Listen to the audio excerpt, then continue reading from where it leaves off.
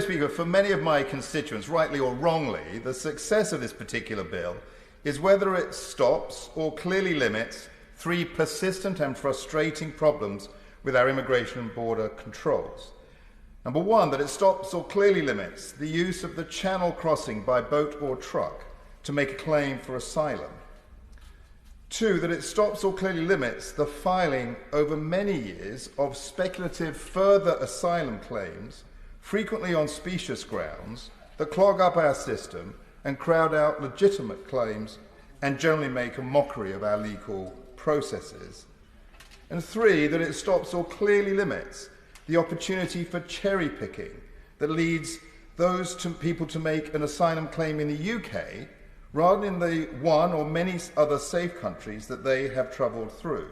And for my right honourable friend and the Minister, it is those bases upon which my constituents would judge the success or failure of this measure, not the rhetoric that accompanies it.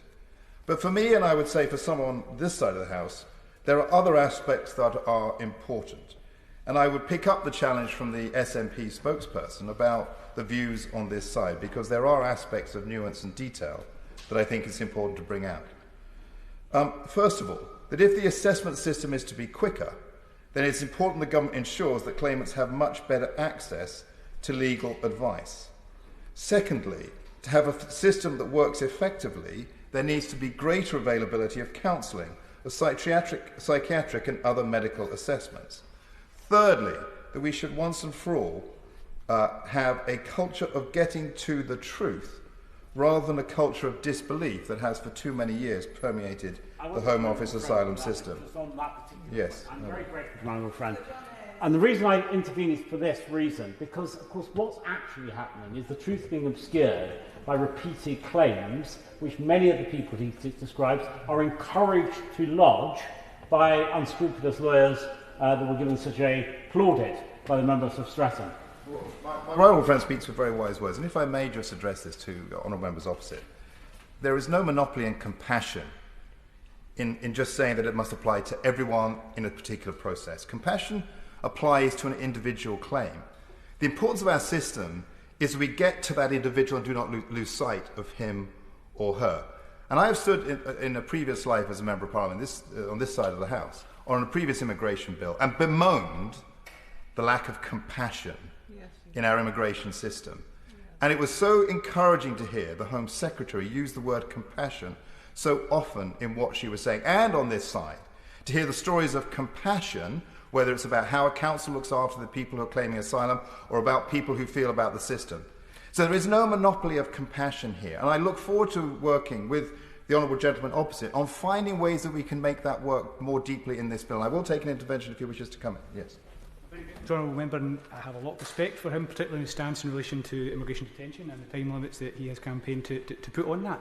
The Home Secretary might talk about compassion, though, but at the end of the day, this bill, as I've said a few times, and people don't seem to even acknowledge this fact, would criminalise people who the bill recognises are refugees, strip some of them of their family union rights, strip them of recourse to public funds, limit the amount of leave they're allowed here, and never let them even apply for settlement. That is not remotely compassionate, and we are talking about refugees.